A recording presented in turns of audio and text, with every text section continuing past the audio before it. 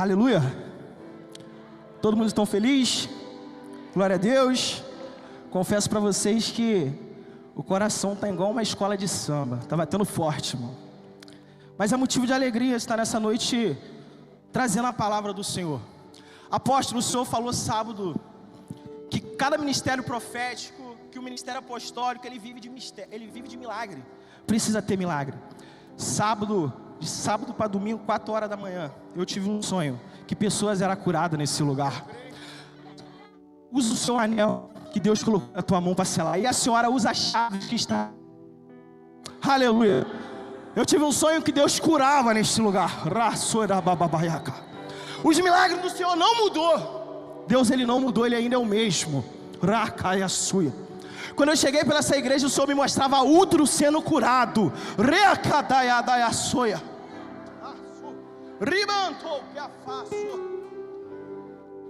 Tem um homem de branco na sua frente. Ele diz: pede a nação que ele te dá. Pede a nação que ele te dá. Pede a nação que ele te dá. Aleluia. Amados, eu não poderia de agradecer algumas pessoas aqui nessa noite.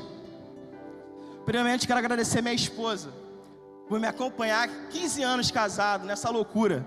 Eu sou meio louco, pelo amor de Deus. Dá uma salva de palmas para minha esposa ali, ó, a Maria Aline. Eu sou meio louco, querido. Ela é mais central, ela é mais tranquila. Eu sou meio irracional, ela é mais racional. Ela me controla, ela me segura. Gostaria de agradecer aos apóstolos por confiar em mim essa oportunidade, essa noite, confiar esse altar. Dizer que nesse altar eu já chorei, eu já reclamei com Deus algumas vezes nesse altar. E quando vindo para cá, eu falei: Senhor, eu não merecia. Eu falei: Senhor, eu não merecia tanto amor. Eu tinha tudo para dar errado, querido. Tinha tudo para dar errado. Conheci as drogas com 12 anos. Tive uma paternidade fracassada. Eu tinha tudo para dar errado, mas o Senhor me escolheu como Ele te escolheu nessa noite. Deus é fiel. Deus é fiel. Gostaria de agradecer o Pastor Zé. O Pastor Zé me ensinou o que é amar pessoas. Há 6 meses atrás eu não pensava estar aqui. Eu não pensava se o apóstolo tivesse me chamado para ministrar nessa noite. Eu estou meio emotivo. Hoje eu estou meio emotivo. Se o apóstolo tivesse me chamado para ministrar, eu correria, eu sumia. Mas o pastor Zé, ele me ensinou o que é amar. Eu cheguei muitas vezes nessa igreja, só queria ficar sentado ali. O pastor vinha, me abraçava, ele falava: eu te amo, cara, mesmo você não me amando. Obrigado, o Senhor me ensinou o que é amar de novo. E para terminar, pastor Aquino, cadê o pastor Aquino? Pastor Aquino, eu queria honrar a Deus na sua vida. O Senhor, naquele dia 22 de maio, Deus usou o Senhor ali naquele canto para trazer o que eu tinha esquecido dentro do meu coração. O Senhor foi profeta de Deus na minha vida. Quero louvar a Deus pela sua vida nessa noite. Amém, queridos? Abra a tua Bíblia no livro de João, capítulo 4. Já estou à vontade. O coração desacelerou. Vai fluir, vai fluir. Livro de João, capítulo 4. Passagem conhecida, mas que Deus, ele ministrou comigo há um mês. Há um mês essa palavra, ela tem ruminado em meu coração. Há um mês eu abri ela, eu li ela, eu abri de novo, eu tentei correr dela. Eu falei: Senhor, acho que eu vou ler Romanos 12. Romanos, eu estou apaixonado pela carta de Romanos. Acho que eu vou ler Romanos 12, vou ministrar ali. E eu tentei ler Romanos 12 e não saía nada, não fluía nada. Aí eu orei a Deus.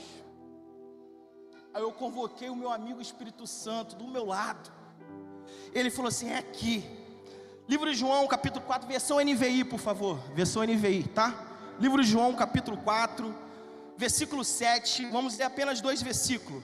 Versículo 7, que diz assim: nisso veio uma mulher. Repete comigo: uma mulher. Me ajuda, igreja. Uma mulher samaritana tirar água. E disse-lhe Jesus: dei-me um pouco de água. Versículo 42, por favor, querido. e disseram à mulher, repete comigo, a mulher: agora cremos não somente por causa do que você disse, pois nós mesmos ouvimos e sabemos que este realmente é o Salvador do mundo. Amigo do Espírito Santo, fica à vontade, o meu coração é teu, a casa é tua. A tua palavra vai dizer no livro de João que a tua palavra é espírito e vida. O livro de Hebreus vai dizer que ele é vivo e eficaz. Romanos vai dizer que ele é salvação para aquele que todo nele crê. Fica à vontade, Jesus. Aleluia. Queridos, o que me chama a atenção aqui de cara, que a gente lemos que ela começou sendo uma mulher. Eu pedi ajuda ao meu amigo mestre Felipe, artigo indefinido, alguém desconhecido. E ela termina a história dela como a mulher, artigo definido, alguém conhecido. E começa aqui te trazendo o tema nessa noite: o seu começo não determina o teu fim. Aleluia. O começo da tua vida não determina o teu fim. O começo do teu casamento não determina o fim. Aleluia. Jeremias 29:11 vai dizer: bem sei os planos que tenho para você, planos de paz, plano de fazer prosperar, plano de não causar danos, plano de esperança e de um futuro melhor. O seu começo não determina o teu fim, querido. Eu não sei como que você entrou aqui nessa noite, eu não sei como você chegou aqui nessa noite, mas uma coisa eu quero te falar: o teu começo não determina o teu fim. Vem comigo. O livro de João é interessante, querido. Se nós olharmos, nós vemos aqui Jesus ministrando para 4 tipos de pessoas diferentes. Quantas pessoas eu disse? 4 tipos de pessoas. Nós vemos Jesus ministrando para uma mulher samaritana. Quando eu dizer samaritana, você diz assim: imoral. Nós vemos Jesus ministrando para uma mulher samaritana, imoral. Nós vemos aqui Jesus ministrando para muitos discípulos. Nós vemos Jesus ministrando para muitos samaritanos. E nós vemos Jesus ministrando para um oficial. Irmão Douglas, o que essas pessoas tinham em comum? A fé delas em Jesus Cristo, o conhecimento de Cristo. O livro de João, ele começa com Jesus fazendo um deslocamento de rota. Deslocamento de rota é esse que Jesus vai dizer que era necessário. Era preciso Jesus mudar de onde ele estava, de Judéia, e ir para a Galileia. A Bíblia vai dizer que agora alguns fariseus que acompanhavam João Batista começaram a criar um burburinho entre João Batista e Jesus. Fariseu é assim, querido, ele não vê, ele ouve e ainda faz fofoca. Ô, raça ruim, raça do fariseu. A Bíblia vai dizer que os fariseus começaram a tentar colocar João Batista contra Jesus. Só que João Batista, diferente de mim e de você, ele sabia que ele preparava o caminho, mas ele não era o caminho. João Batista, ele sabia que as pessoas que ele liderava não era dele, sim de Cristo. João Batista, ele entendia o princípio. João Batista, ele entendia o princípio de mordomia, querido. Princípio esse que eu e você precisamos aprender essa noite. Princípio de abrir mão, entender que nada é nosso e tudo é dele. A gente tem mania de bater no peito e falar que é nosso. João Batista, ele entendia que nada era dele. Ele termina com uma fase sublime: é necessário que ele cresça e eu diminua. João Batista, ele entendeu. Agora Jesus, aleluia, vocês estão me entendendo aí? Aleluia. Jesus está na casa, amém? Agora Jesus, a história vai dizer que Jesus, ele prepara para fazer um deslocamento de rota. Deslocamento esse que João vai nos dizer no capítulo 4 que era necessário. Eu quero que você entenda que essa palavra necessário, ela é traduzida do grego, que quer dizer que se era preciso. Se voltarmos no capítulo 3, nós vamos ver agora Jesus falando para Nicodemos: é necessário nascer de novo. Então estava no plano divino de Deus passar por Samaria, estava estabelecido. Só que eu disse que Jesus, ele tinha 3 rotas para seguir. A primeira rota era pela costa, rota essa que daria de 200 a 250 quilômetros. A segunda rota seria pelo Jordão, subir o monte, atravessar a Pérea, que daria de 200 a 150 a 200 quilômetros. E a terceira rota, a mais fácil, de 120 a 150 quilômetros. Vamos aqui traduzir daqui em Campos, mais ou menos. Agora Jesus, ele estava estabelecido no céu passar por Samaria. Só que rota essa mexeria com a moral, rota essa que mexeria com a cultura daqueles homens, daqueles judeus. A história vai dizer que os samaritanos e os judeus, eles eram inimigos, eles eram rival, eles eram, você entendeu, os judeus achavam os samaritanos a escória da sociedade. Alguns estudiosos vão dizer que eles estavam reunidos na festa do tabernáculo. Repete comigo, festa do tabernáculo, adorando como essa noite, como nós estamos adorando aqui. Por sua vez, homens inspirados por Deus começaram a ministrar, começaram a louvar, a adorar, a somondear, e Deus estava presente. Só que a história vai dizer que um judeu, por sua vez, agora ele se levanta e diz assim: é em Jerusalém que devemos adorar o nosso Deus. Agora o samaritano, em vez de ficar quieto, ele retruca: é no monte que deveremos adorar o Senhor. Agora o judeu, por sua vez, de novo, ele retruca outra vez: é em Jerusalém que devemos adorar o Senhor, porque ali foi dar a cidade, ali é a cidade de Davi, ali está 12 tribos. O samaritano, falei, agora pronto, o samaritano vai ficar quieto. O samaritano, ele revidou: é no monte que deveremos adorar o Senhor, porque lá Deus falou com Moisés, lá Deus deu a lei. E com isso ali tinha um contexto, tinha uma briga religiosa instalada, por cultura, religião. Outros historiadores vão dizer que essa briga começou porque os samaritanos não conseguiam comprovar a sua genealogia, não conseguiam comprovar que eles eram judeus. Fato é que tinha ali agora, por sua vez, uma briga, tinha ali agora uma rivalidade. Aleluia.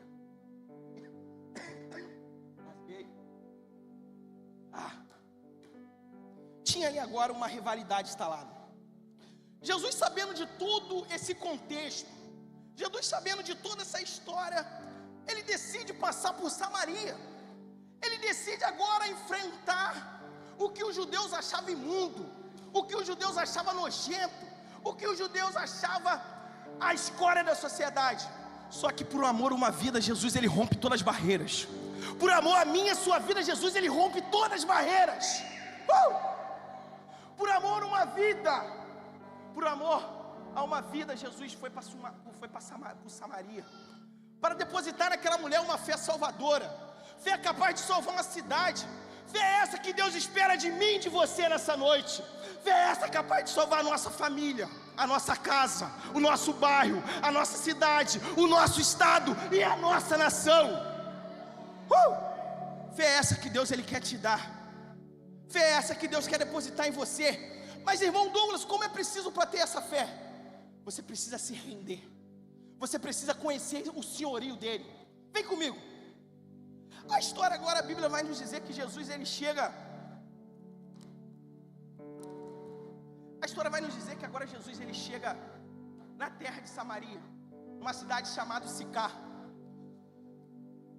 Segundo a história vai nos dizer que aquele poço ficava 1 quilômetro de distância de Sicar.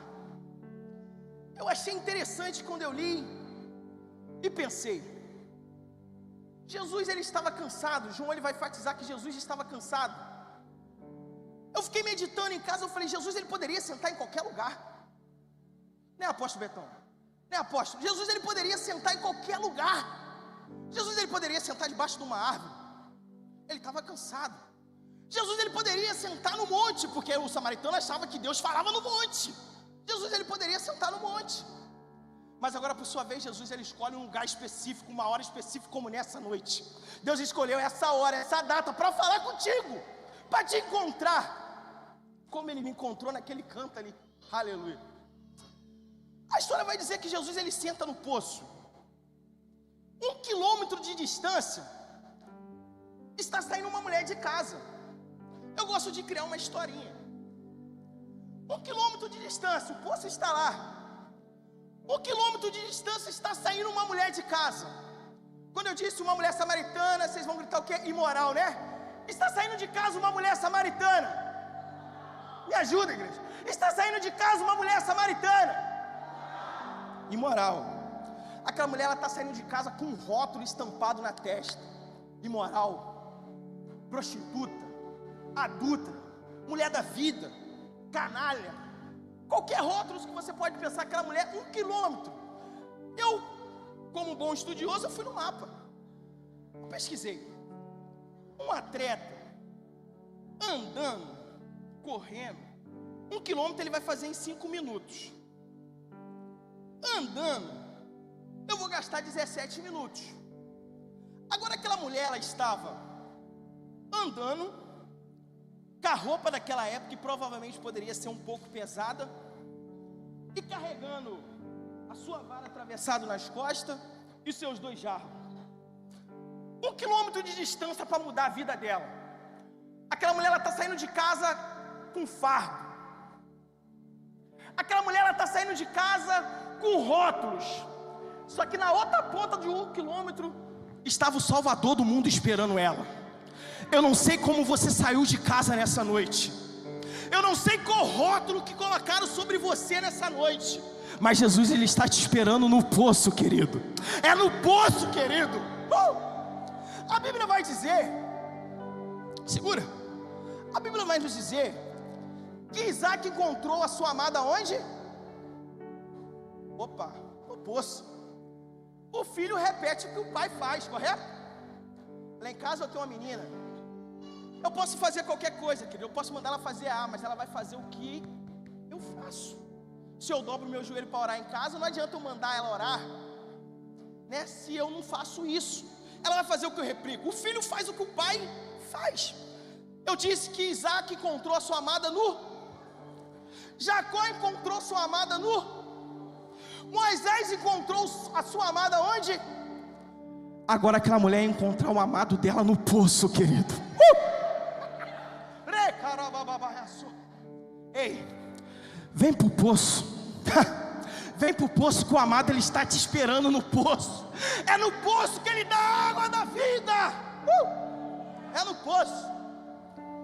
1 quilômetro de distância aquela mulher está vindo. Eu imagino aquela mulher andando cabisbaixa. Porque quando a gente estamos carregados do pecado, da imundícia, a gente anda meio cabisbaixo. Ainda que a gente tenta mostrar que a gente está bem, mas você está sem Jesus. Então você anda. Eu penso aquela mulher saindo de casa e as vozes falando: imoral! Aonde ela passava, ainda que não falava, aquele olhar. O olhar, ele mata mais do que a palavra. O olhar, ele mata mais do que palavra. Aquela mulher passava, as pessoas olhavam assim: ih, ó, lá vai ela. Lá vai ela. Ué, ela morava em Sicá. Sicá tinha um poço, correto? Aquele povo bebia de água. Era impossível que todo mundo ia no poço de Jacó. Mas vamos dizer que lá em Sicá tinha um poço. Ela era rejeitada em Sicá. Começa por aí. Aquela mulher era rejeitada na sociedade. Agora aquela mulher está andando 1 quilômetro, 25 minutos para mudar a vida dela. Nessa noite Deus está mudando a sua vida. 25 minutos para mudar a vida dela. Como nessa noite Deus está mudando a tua vida. Agora ela chega no poço, querido. Está lá. Eu acredito que quando ela olha de lado, de esquina, assim, um poço lá, ela olha: opa, ué, tem um homem ali. Olhou bem, ela foi chegando mais perto. Ué, acho que é judeu. Que a roupa de Jesus o discriminava como judeu. Ela olhou: é judeu. Vou. Eu acredito que ela deve ter parado no meio do caminho, querido. Vou ou não vou? E as vozes falando dentro dela: vai não. Mas só que Jesus já tinha dominado todo o controle, como Ele está dominando nessa noite. Jesus, Ele já estava fazendo tudo, estava tudo no controle. E as vozes falando: vai não. E aquela mulher está chegando mais perto. Quando ela chega perto, Jesus, Ele agora, Ele dá a primeira palavra para ela: mulher, dá-me água. A história vai nos dizer que aquela mulher, ela se assustou. Primeiro fato, um homem falando com ela. Segundo fato, rabi, mestre. Jesus, ele era mestre, ele era judeu. Agora um homem, um judeu, pedindo água para ela. Eu disse que os judeus consideravam o samaritano impura, consideravam o samaritano sujo. Os judeus não pediam nem favor para samaritano. Segundo alguns estudiosos, vão dizer que tem duas maneiras de você ganhar o coração de uma pessoa. A primeira maneira é pedindo um favor, e a segunda maneira é retribuindo um favor. Agora Jesus está pedindo um favor a ela e disponível a retribuir o favor. Como nessa noite Jesus ele está pedindo a mim e você um favor. Qual é o favor? Se renda no altar. Se renda no altar. A maior covardia do homem, querido, é não se render aos pés de Jesus. A maior covardia do homem é não se prostrar diante de Jesus. Agora, aquela mulher armada, cheia de barreira cultural, cheia de barreira religiosa, ela solta uma palavra de ofensa. Como sendo tu judeu me pede água? Eu, mulher samaritana. A mente daquela mulher só via a imoralidade dela. A mente daquela mulher só rodava a imoralidade dela. E ela diz: Jesus, ele é paciente. Diferente de mim, de você, Jesus, ele é paciente. Repete: Jesus, ele é paciente. Jesus, ele é que nem aquele filme do Até o Último Homem. Jesus, ele não desiste de ninguém. Jesus, ele não desiste de ninguém. Eu vou repetir: Jesus, ele não desiste de ninguém. Jesus, ele não desistiu de você. Jesus, ele não desistiu da tua casa. Jesus não desistiu da tua família. Quem desiste sou eu e você. Jesus não. Jesus, ele é paciente. Jesus é aquele vendedor. Não tem aquele vendedor que você passa por ele: ei, e aí, vamos comprar aquele carro, Amaury? Vou comprar aquele carro, vou renovar. Jesus, ele é paciente, querido. Jesus, ele espera. Jesus agora, ele faz a segunda palavra, a segunda confirmação para aquela mulher. Ah, mulher, se você conhecesse quem está aqui na tua frente, se tu conhecesse o dom de Deus, você entenderia. Só que aquela mulher, ela está cega espiritualmente. Ela não consegue ver no olhar daquele homem que existia o puro amor. Ela não consegue ver no olhar daquele homem que existia a pura pureza. A água mais cristalina jorrava de Jesus. A água mais cristalina jorrava de Cristo. E aquela mulher, ela não consegue entender. E Jesus agora, ele vai trabalhando com aquela mulher. Você conhece a história, João 4. Jesus, aquela mulher, ela começa outra vez a dar uma ofensa para Cristo e dizer: eu acho que ela deve ter olhado para Cristo, olhou. Você não tem nada para tirar. Você não tem corda. Você não tem pau. Só que ela não sabia que de Cristo jorrava a água da vida. Só que ela não sabia que de Cristo jorrava a água da vida. E Jesus agora me chama a atenção aqui dois fatos. O primeiro fato, por favor, versículo 11, por favor.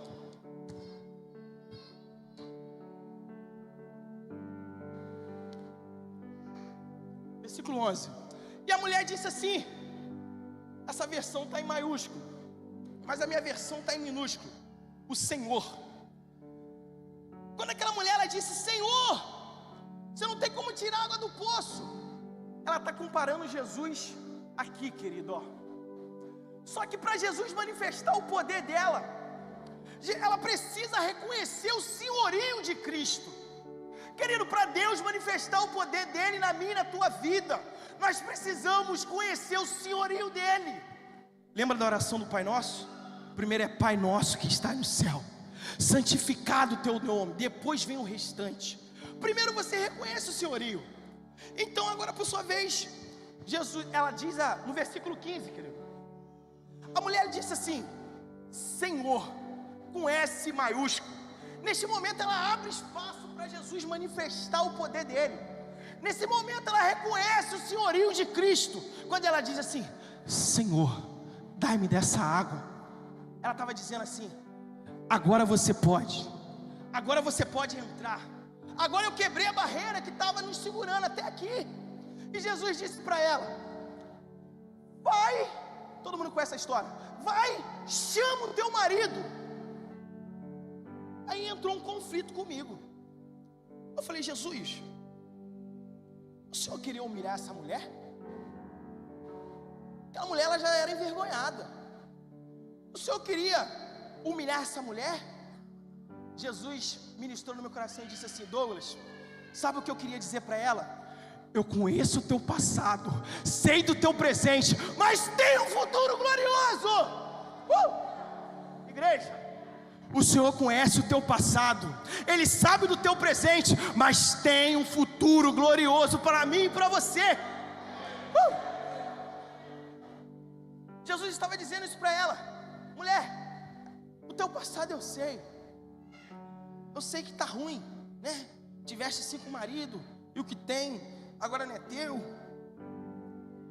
Eu sei do teu presente, né? No seu passado tu tiveste 5. O teu presente agora você tem um que não é teu. Mas agora você está de frente com o verdadeiro marido, o verdadeiro noivo. Mas agora você está de frente com aquele que pode mudar a tua vida. E aquela mulher ainda, ela não entende. Ela tenta fugir da conversa. Ela tenta fugir. Ela começa a falar de adoração. E Jesus vai ministrando com ela, e vai ministrando com ela, e vai ministrando com ela.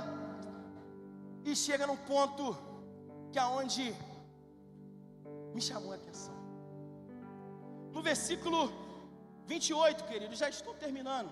Versículo 28, eu esperava vocês dizer, que pena. Versículo 28. Então, deixando o seu cântaro, a mulher voltou para a cidade. Como aí? Ela saiu de casa para quê, querido? Eu não entendi. Para quê? Mas agora ela sai de casa para buscar água. Só que o 28 vai dizer que ela deixa o seu 28. Vai dizer que ela deixa o seu cântaro. Ué. Ela encontrou aquilo que faltava nela. Aleluia. Ela encontrou aquilo que faltava nela. A necessidade dela já não cabia mais. O Senhor tinha preenchido. Ei, dinheiro nenhum vai preencher o vazio. Ei, empresa nenhuma vai preencher o vazio que é de Deus. Ei, ela esqueceu o cântaro. Por quê? Ela encontrou a verdadeira fonte da vida. Ela encontrou a verdadeira fonte da vida. Pode subir, ministério de louvor. Pode subir. Ela encontrou a verdadeira fonte da vida. Como eu disse, o começo dessa mulher não determinou o fim dela. O começo da tua vida não determina o fim dela. Ei, eu tinha tudo para dar errado. O começo da minha vida tinha tudo para dar errado, mas o fim não é determinado pelo aquilo que eu acho, é aquilo que o Senhor declarou na palavra dele.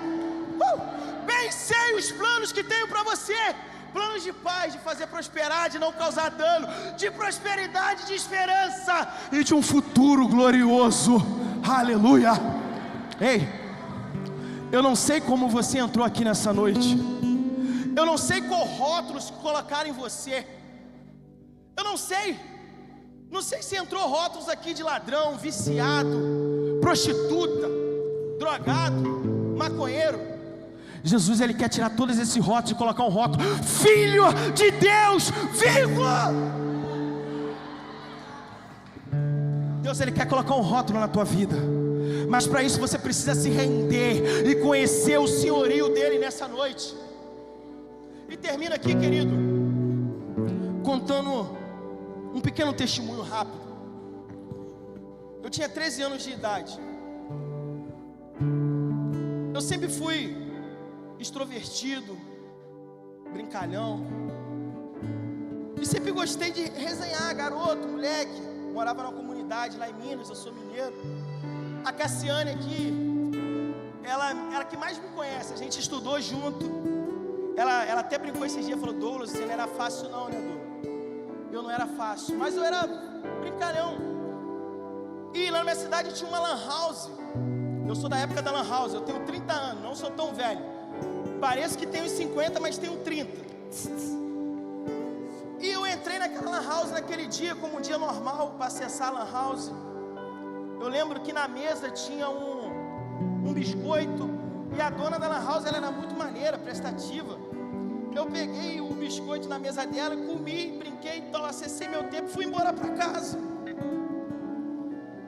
Quando eu voltei à noite para acessar de novo a lan house, travaram na porta. Eu sem entender, começaram a gritar: ladrão, ladrão, ladrão. E eu meio assim: o que foi, cara? Você roubou o memory card da época do PlayStation 2, a molecada sabe aí. Você roubou o memory card, não sei o que. Eu falei: eu não roubei, cara. Eu não roubei, uma que nem videogame eu tinha em casa. Eu falei: eu não roubei o memory card, eu não roubei. Só que a minha desculpa não estava dando mais certo. E como eu tinha 13 anos, eu sempre fui alto, forte. E eu tentei partir para abrir. Eu falei: então vou fazer o seguinte, vamos cair na mão aqui, vamos resolver o problema e tal. Só que tinha um rótulo estampado na minha testa. Aonde eu passava, alguns falavam: Douglas não, a galera lá me chama muito de Valadão, pelo meu sobrenome.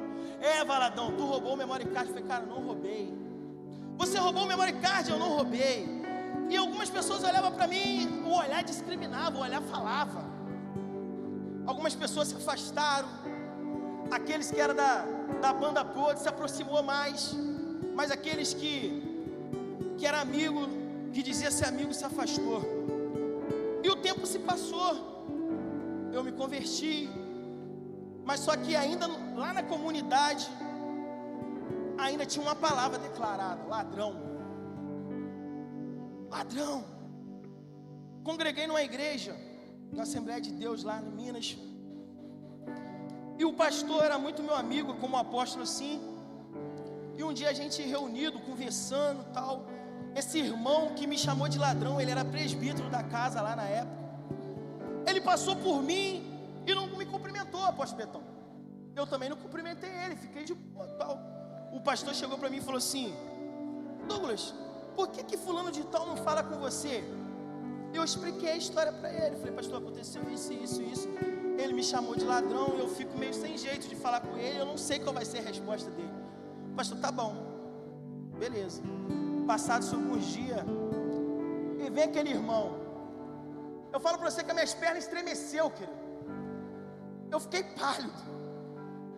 Eu falei: e agora? E vem ele na minha frente. Ele disse as melhores palavras que eu precisava para tirar aquele rótulo de mim: irmão Douglas, me perdoa. O perdão, ele tira rótulo, querido. O perdão, ele tira rótulo. Eu não sei qual rótulo que tu chegou aqui, mas se rende ao altar, que o perdão de Deus, ele já está sobre a sua vida. Lá na cruz do Calvário já foi pago o preço. Não carrega mais esse rótulo, querido. Não carrega mais esse rótulo. Amém, apóstolo.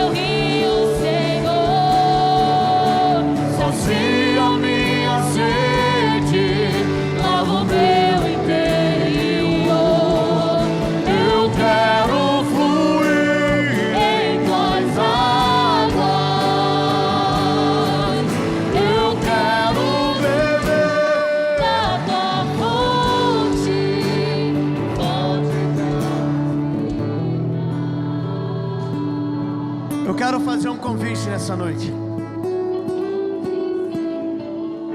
Mas o convite, ele não é baseado e nem consiste em saber quem aqui carrega rótulos, estigmas, cicatrizes. O convite essa noite é baseado para quem tem sede. Eu quero convidar você que tem sede, sede de Deus, sede da palavra, sede por intimidade. Vem aqui na frente, por favor, vem aqui na frente. Você que tem sede, sabe qual é o lance? Tem gente que tem sede, mas não consegue chegar até o poço. Não é isso, pastor Jailton? Tem gente, pastor Denis, que tem até sede, mas está em poço por... Vou dar um exemplo, tá? A Dani, toda hora ela fica: filho, me dá água, filho, bota água gelada para mim, filho, troca a água. Por quê? Porque ela tem sede, mas não pode chegar até a fonte. Eu quero dizer para você que é uma fonte inesgotável. E somente quando você acessa a fonte é que os rótulos, os estigmas, as cicatrizes são jogadas por terra, pastor Carlos. Essa noite o Senhor está jogando por terra rótulos, estigmas, está sarando feridas, curando cicatrizes.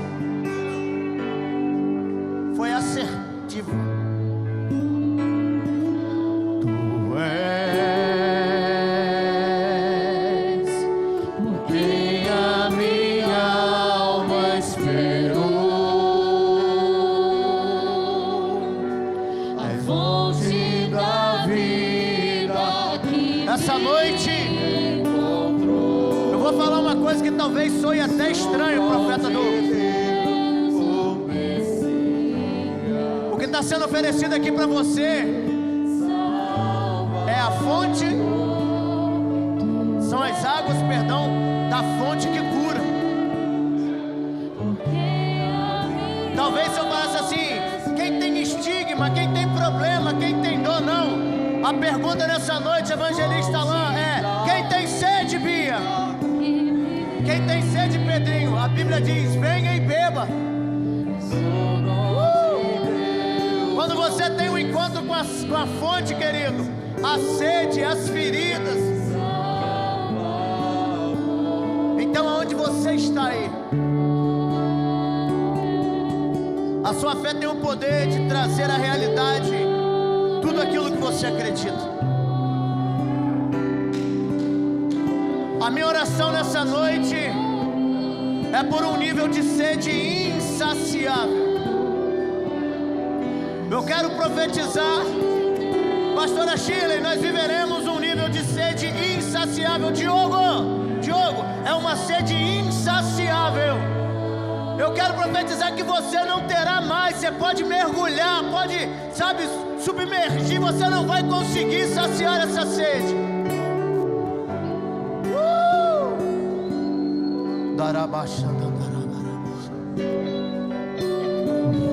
Eu quero profetizar que a partir de hoje você não vai mais ficar na superfície.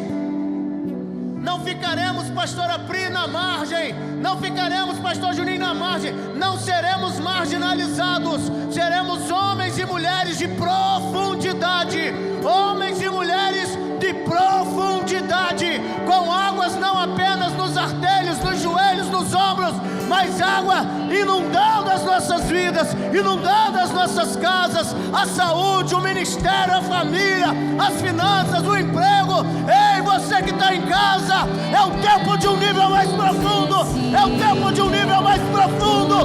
Quem tem sede, beba, beba, beba, beba.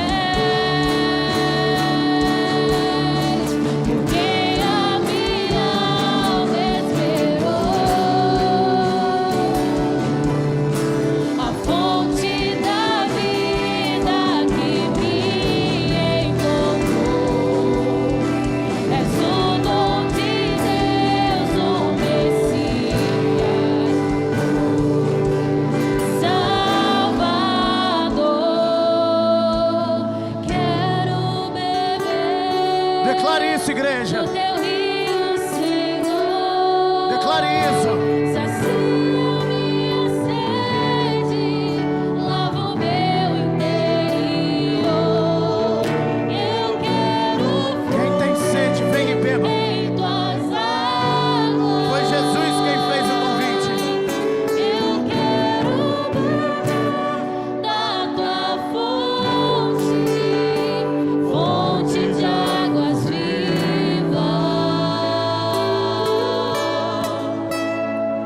Amigo Espírito Santo, aqui está a tua noiva. Aqui estão diante do teu altar homens e mulheres que se denominam sedentos incondicionais.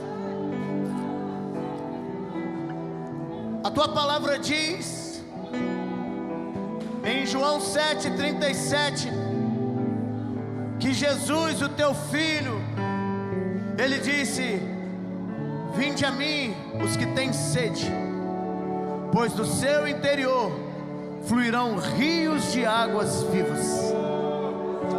Eu acredito que na fonte, no poço, o qual buscarmos saciar a nossa sede, nós encontraremos a fonte, o Espírito Santo. E eu quero profetizar que não somente nós, os insaciáveis, desfrutaremos do refrigério das águas que jorram do trono de Deus, mas todos aqueles que estão ao nosso lado, ao nosso redor, na nossa família, os nossos vizinhos, os nossos companheiros de trabalho, de faculdade, eu quero profetizar as águas que jorram do trono de Deus no pronto-socorro, no hospital, na delegacia, na Câmara de Vereadores, na Prefeitura, nos bairros da cidade de Rio das Ostras. Eu quero profetizar as águas que jorram do trono de Deus sobre a vida dos pastores da cidade de Rio das Ostras. Que haja um refrigério nos altares, que haja um derramar sobre esta cidade, um derramar sobrenatural, um derramar poderoso das águas que jorram do trono de Deus. Eu quero orar por homens e mulheres de influência, ó Deus, para a nossa geração, nas 7 esferas da sociedade, abençoando a cultura, a economia, abençoando, meu Deus, o governo, as famílias, a religião, o entretenimento. Meu Deus, eu quero abençoar os pastores, as pastoras, evangelistas, profetas, mestres, apóstolos da cidade de Rio das Ostras, do nosso Rio de Janeiro, do Brasil. Que haja um derramar, Senhor. E mesmo vivendo esse estado de inundação, que insaciável seja a nossa sede.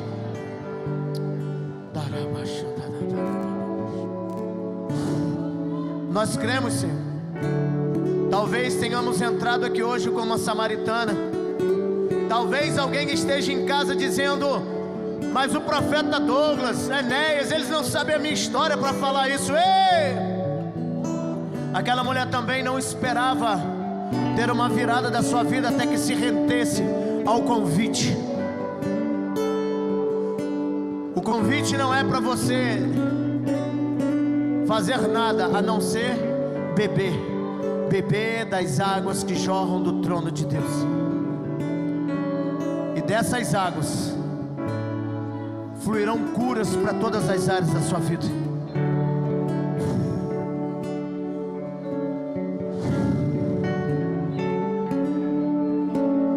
Quero beber do seu rio, Senhor, sacia minha sede. Eu quero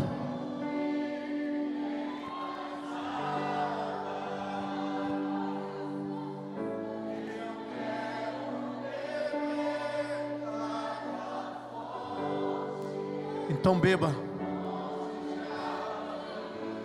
Beba.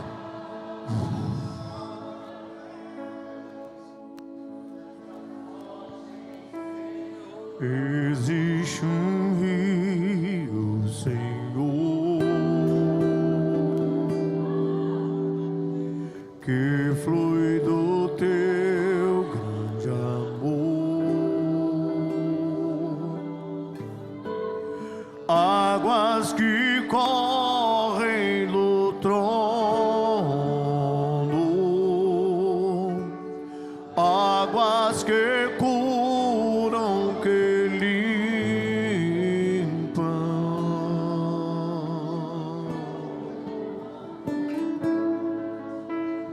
por onde o rio passar, tudo vai transformar,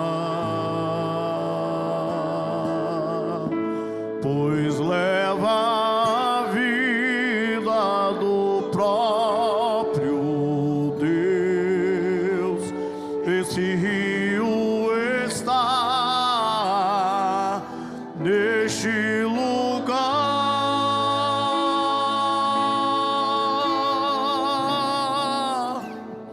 Quero. Então beba, querido. Isso.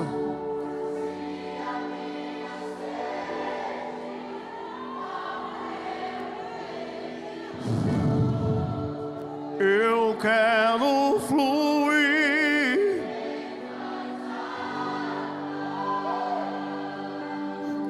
Eu quero beber da tua fonte, fonte de águas vivas.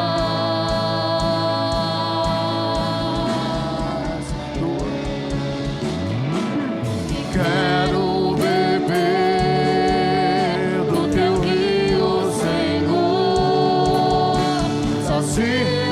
Que Deus abençoe a sua vida. Que Deus abençoe a sua casa. Que Deus abençoe a sua família. Não se esqueça, a imersão sábado, o batismo nas águas. Deus abençoe você.